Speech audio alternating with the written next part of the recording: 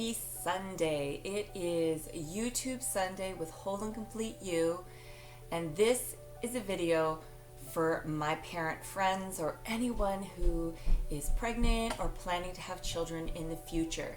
This is about food and creating healthy relationships with food.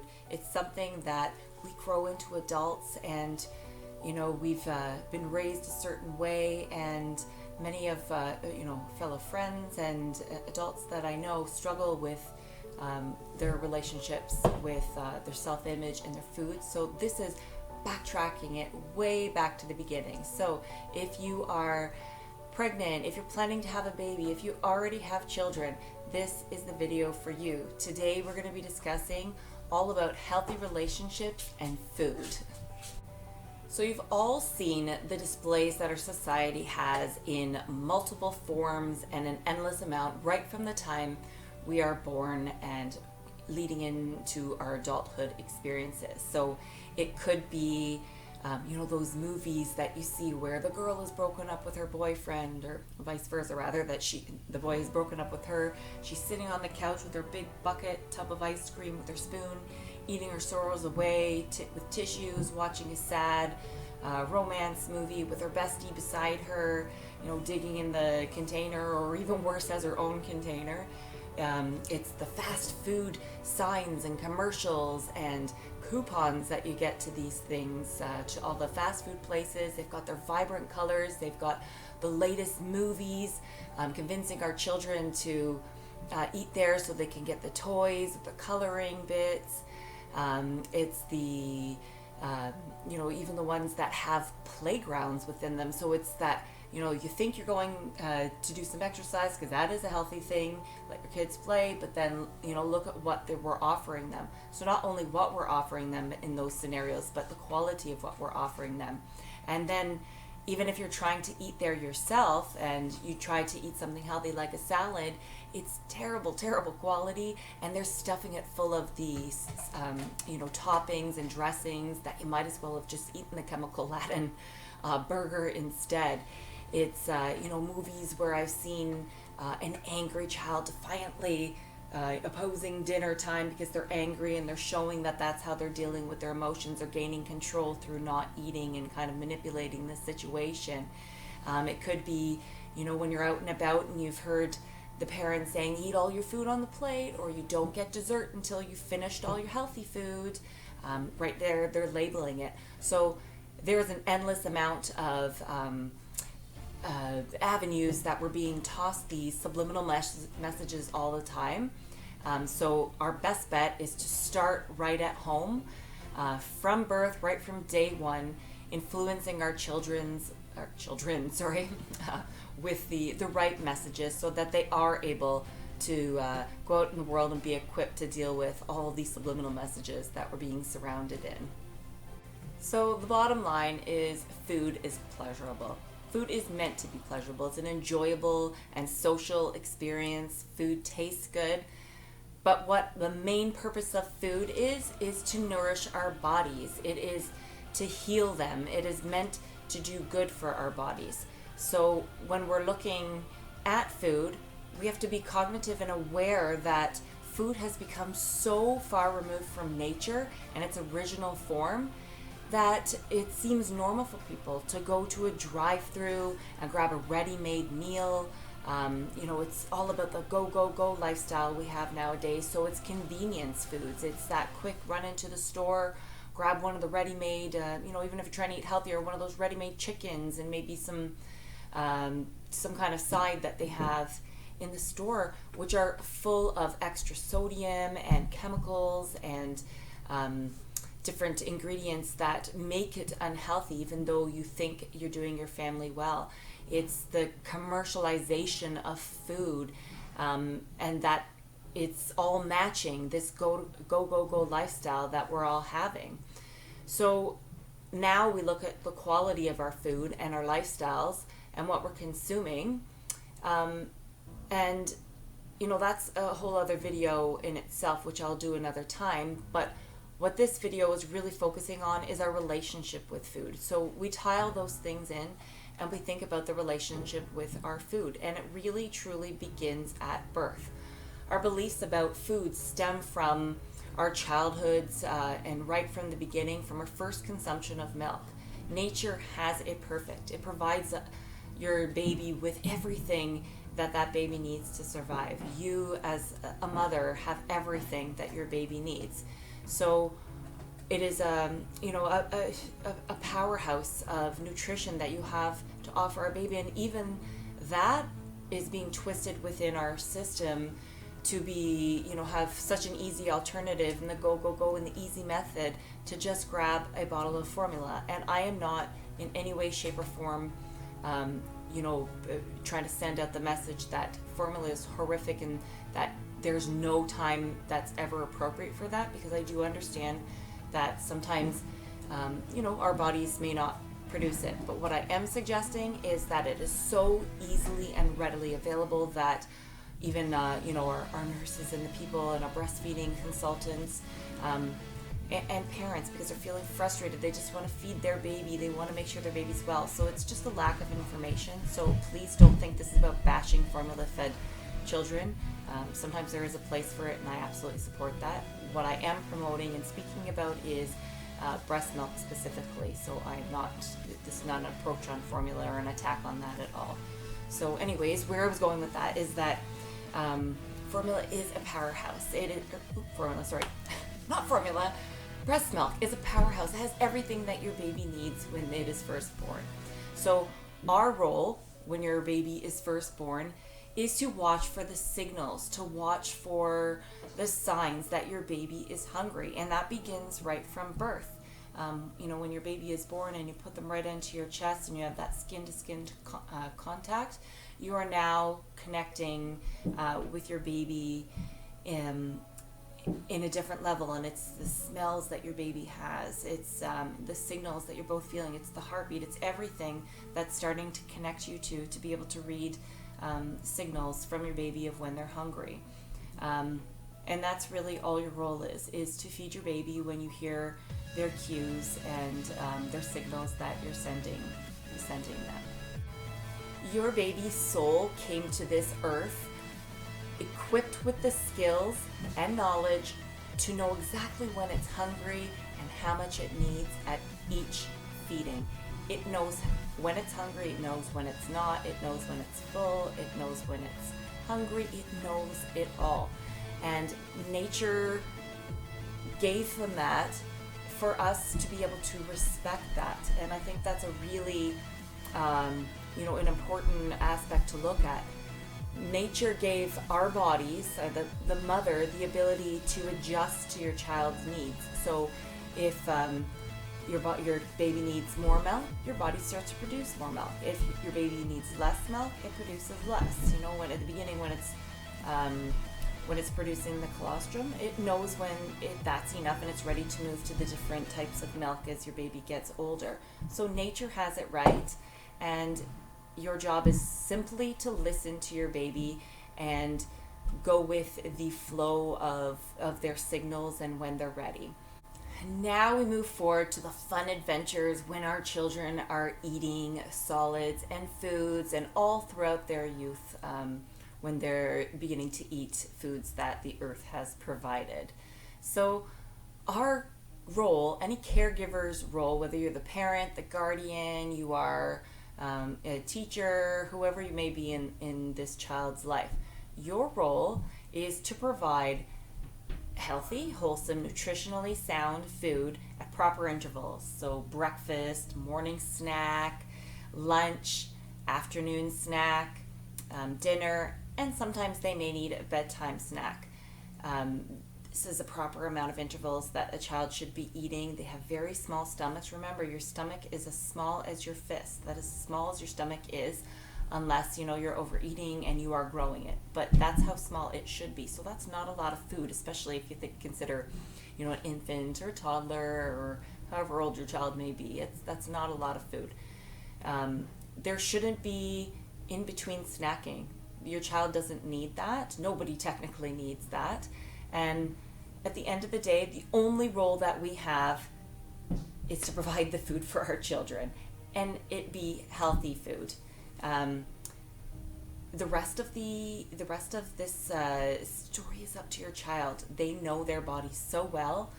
Control, force, even if done lovingly, it does not belong at the dinner table at any meal. Picture yourself out to dinner with your friends. You're out to dinner. You guys have gone out to the restaurant. Can you imagine sitting at a table and turning around and saying to your friend, "Oh, you need to have one more bite before you move on to the dessert," or, "Oh, I don't think you have enough healthy stuff in your plate. That's not a very good meal."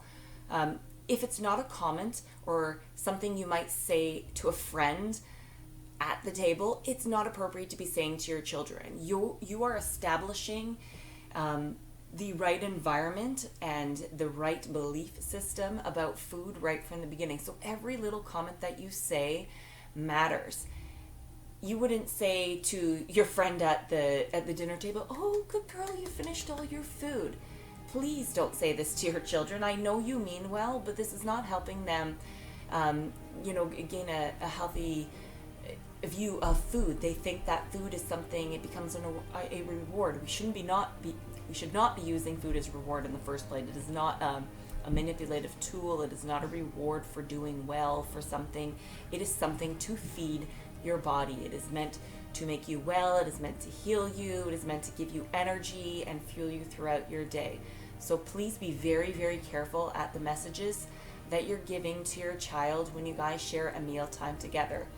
Mealtime should be really relaxed. It should be an enjoyable experience. You should be talking about things that you've done through the day. It shouldn't be about, barking orders at the table. It shouldn't be about observing how they're eating, how much they're eating, whether it's too much or too little. It shouldn't be comments about food. Keep the comments about food away from the table. There's plenty of time to teach them about the nutritionally sound food and the stuff that makes them healthy. That's a place for another time. Maybe that's a story that you might want to read with your children. Excuse me. So basically our role is we're giving them the good foundation for them to learn to listen to their bodies. Remember, they are born knowing when they are hungry, when they're not, how much they need. So that's something, if we continue to support that for them, that they're going to grow into very healthy adults. It is okay for a child to say, "I'm full." It's okay for a child to say, "I'm hungry, I would like more." It's okay for a child to say, "I don't like this." It's okay for a child to say, "I really like this. This is my favorite food ever. I like everything green," whatever it may be. It's okay for them to be able to say that. And you're helping them by listening and respecting them for them to be able to continue to know those signals. I don't think that I would be comfortable as an adult. I don't think, I know I would not be comfortable as an adult sitting at a table and saying, for someone to say to me, I had to try squid, let's say. So there's no way I would ever be trying squid, not my thing. And that's something that would be okay for me to say that. That also means that it's okay for your child to decide, I don't like this. They've tried that strawberry and they say, "Whew, this is terrible." That's fine. Their taste buds are different. They're allowed to have different taste buds than us. They're allowed to like a lot of food at one time. They're allowed to have nothing at one time. If you come to the table together and your child says, "I'm not hungry, I don't feel like dinner right now," that's fine. What you want to avoid is giving them something different instead to encourage them to eat, is to say, "Oh, come on, you have to sit down to eat," or giving them something in between the meals because you're concerned that they may have not had enough at the last meal. I promise you that our bodies, especially a child's, has been programmed not to starve itself. A child will not starve themselves. The only time that goes in there and might become a part is if there is some kind of mental health condition, which is very rare. It's not something that happens often. So your child will not starve if they're not eating a lot or little at one meal. They're going to make up for it at another time, and that's okay. The only time that I feel it's acceptable to offer your child something different at a table is, so let's say you've offered, a pasta dinner at your meal, and you have a child who's gluten intolerant. Well, obviously, allergies are going to play a role in this, and you can offer them something different or an alternative, maybe a rice pasta instead, whatever your family's philosophies on food are. And then the only other time that I might offer something different at the table might be when they're sick. So if you've offered something that might be a little tougher on their tummies, you might want to offer them something different, like a broth or something easy for them to digest. And that's really the only time that it seems acceptable to offer them something different. Other than that, you're continually giving them the message, well, if I don't eat this because I don't like this, I'm going to get, either the treat later, or I'm going to get something that I do. Don't give them an alternative, and I promise you they're going to start to eat those things, especially if you are seeing this a little bit later after the stages of establishing good food routines, and this is maybe a new venture for you and you have children that are a little bit older, so you're now starting to offer foods at your table that are healthier, and maybe your children are balking at it a little bit. So the first step for that is offering their familiar food, something that they're used to, and on that same plate, or maybe next to it if you find that they don't want it on their plate at all, something that's maybe unfamiliar or something that's on the healthier side where they're not usually used to having that.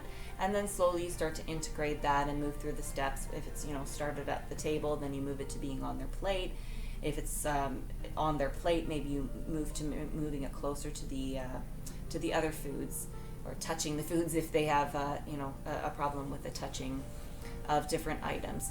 So being really, really careful that you're not commenting that it's okay not to like this food. You don't need to talk about long-winded things about, this food has vitamin B and vitamin C and you're going to be so healthy and grow strong. Just say that food tastes great, this is great, and be the role model at the table for them.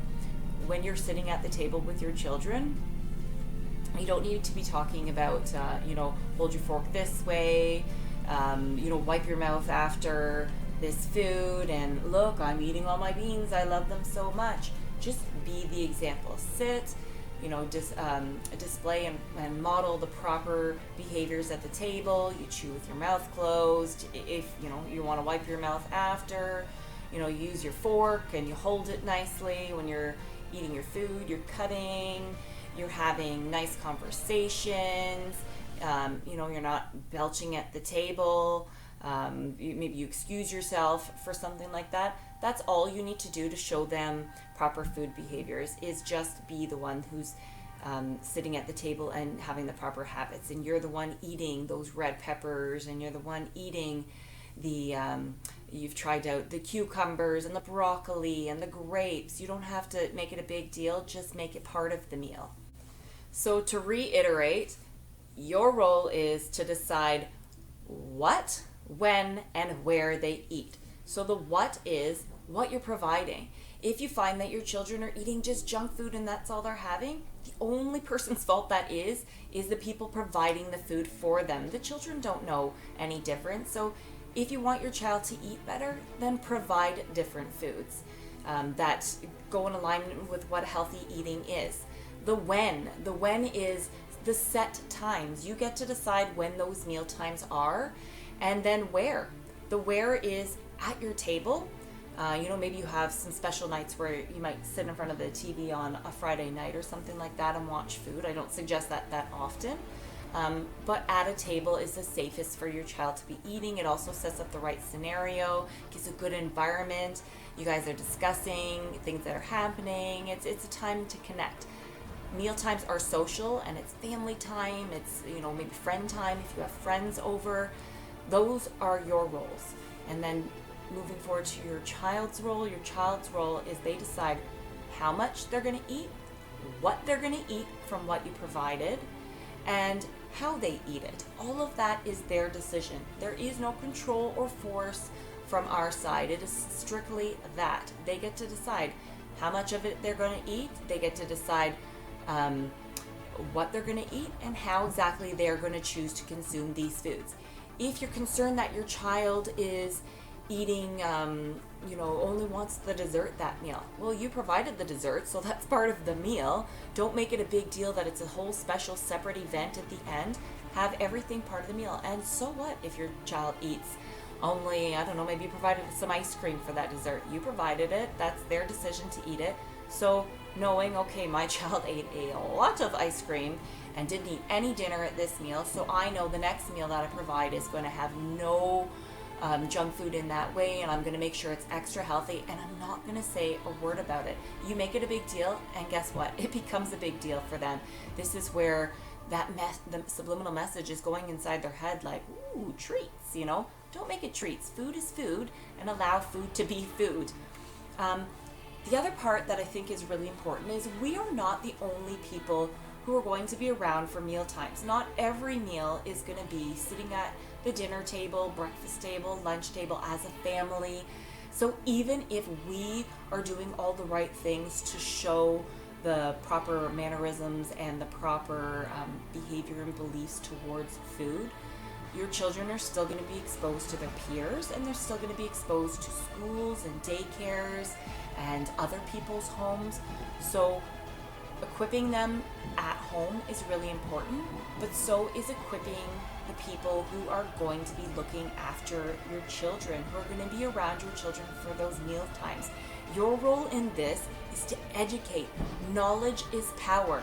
Tell them your beliefs, tell them why it is the way it is. You don't have to encourage them to do this with their own families or their own children, or do it themselves even. What your goal is to tell them how you want it to be for your child. You have that right. You are their parent. Decide how that's going to be.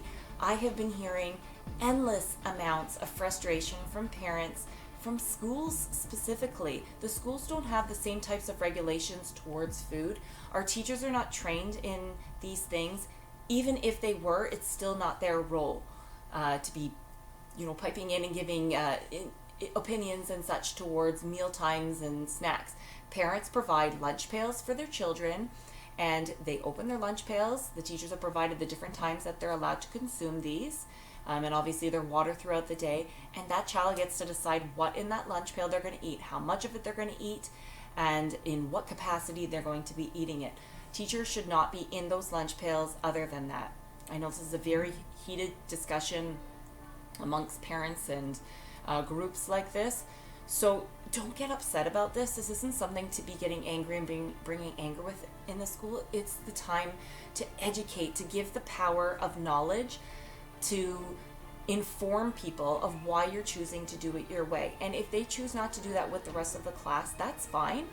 But you have the right to have your child be influenced that way. So making sure that everybody who your children are going to come in contact with is informed at how you are choosing to parent and what your philosophy on food is and how it will be within your child's life is so important for you. So before moving on to the daily challenge, I'd like to just touch upon quickly about what happens once we reach our adulthood and all of these years of subliminal messages have implanted into our belief systems. So I am going to do a whole separate video on that one, because I think it's really important to have its own focus for that. And a lot of adults struggle. It's something I see all around me, and I think it's something that we will be able to touch upon and maybe help you see a different light on this. So that's gonna be another day, so stay tuned for that one. So moving on to today's daily challenge. So today's daily challenge is to choose one belief that you find you're struggling with from a negative perspective in regards to your parenting. So this isn't about the personal style, although it will obviously affect how you personally view food, and you're going to release it. So we know the releasing part is we bring it to surface, we think about it, we acknowledge it, we maybe find out why it's there, how it got there, and then we release it. We let it go, say goodbye to it, send it off to the universe, and there it goes. Now what you're going to do is you're going to choose a belief to replace that is directly in alignment with where you'd like to go with your food beliefs and your parenting style for this. I'm not going to tell you what your parenting style should be. That's not what this video is about either. It's not meant to be forceful on you. You get to decide how you want to parent and what you feel is right. I am simply giving you some information for you to consider in choosing what your beliefs could possibly be for your food philosophies and gaining a healthy relationship with food. So once you've decided what that belief is, take some time to think how you're going to incorporate that into your meal times and into your parenting style, and how you can get the momentum going with that one. I'm not going to pause the video here because I'm ready to share my daily challenge with you on my end. So I actually have two, and they're things that I've already addressed, but I think they're really, really important, and they might help you when you're trying to decide what your belief is going to be that you're looking at. So I already kind of touched upon this, and my first one is lunch pails at school. So I took the time to go and educate the teachers every year, actually, that that are going to be watching my children, they're going to be with my children, and I let them know why I want those things incorporated for my children and what I feel their role should be. I don't insult them, I don't degrade them, I'm not upset with them, even if they have a little mistake along the way. I just simply want to inform them, and I hope at some point it clicks in for them, or it sends something in their mindset that it changes their approach. It's not meant to be magic, but I know that my children are going to be treated and approached food in the regards to food the way that my family and I choose to have a relationship with food. And then my other one, and this kind of ties into the whole lunch pails in school and outside environment, is to do with dinner talk. So it obviously doesn't have to be just dinner, but just meal times at the table. So my youngest two, they are 5 and 7 at this time. So one is in SK and one is in grade 2. So they've been through the system since JK, obviously. So they've had some time to have some outside influence other than myself. And even though I have established and set the routines and given them really healthy messages to do with food, I've educated their teachers and asked for certain approaches to be done with my children through whether it be the teachers, maybe a lunch monitor, or another teacher who maybe is dealing with my child that doesn't understand where I'm coming from or hasn't been informed how I'd like them to be approached, or just out on the playground, throughout social media and videos that my children might have come across through various ways. They sit at the table still to this day so far, and they have two approaches. They either constantly want to remind me so I don't have to finish this if I'm not hungry, right? I know my body best, right, Mom? If I don't want this, I can still have dessert, right? Or whatever it may be. So they either have that approach or the complete opposite, where it's almost like they're in fear of, Mom, do I have to finish this? But Mom, are you sure? Like, am I going to be in trouble if I don't finish this? And it kind of shocks me each time I hear it, because I always am giving that message out that no, you don't have to finish if you're not hungry. You know your body best. And I know they know these messages. So for me, it's just reiterating it all the time and making it part of our daily conversation, not just at the table, but letting them become active in the meal prep, either for our meals at home or when they were packing lunches. My children really like me to put numbers on their food, not to control them, but that's actually a control method for the teachers, so the teachers can't turn around and go on their lunch pail and say you can't have this right now, because I find that's something that has been I've been given messages from other parents and stuff, that's how their children are being treated, is they're being told they can't have this at a certain time. So I took the guessing game out for the teachers and for my children, and I number. So morning snack is 1, lunch is 2, and number 3 is the PM snack. So they're very excited to be part of this, and honestly, if they eat number 3 for number 1, I really don't care. It was more so just for the teachers to make sure that their noses were out of my children's lunch pail. So my point of saying that was, just because you say it once doesn't mean it's going to be enough for your children. Even if you are doing all the right things at home, you're still going to need to tackle the things that your children are being exposed to through TV, social media, out in the playground, through their teachers, whatever it is. So that is the daily portion, part of Whole and Complete You's YouTube Sunday today. So as you know, Sundays are family day around here. So we are actually off for the kids to go get their haircuts. They're super excited about it, so they are patiently waiting for me to finish this so I can get them off into town to do that. If you like this video, please like it and subscribe to my channel if you'd like to make sure that you don't miss any of the videos. It's really important that YouTube has changed everything, so if you would like to make sure that you don't miss any of the videos, there's the little bell notification part. If you make sure that you click on that after you've subscribed, that'll ensure that you don't miss any of the videos.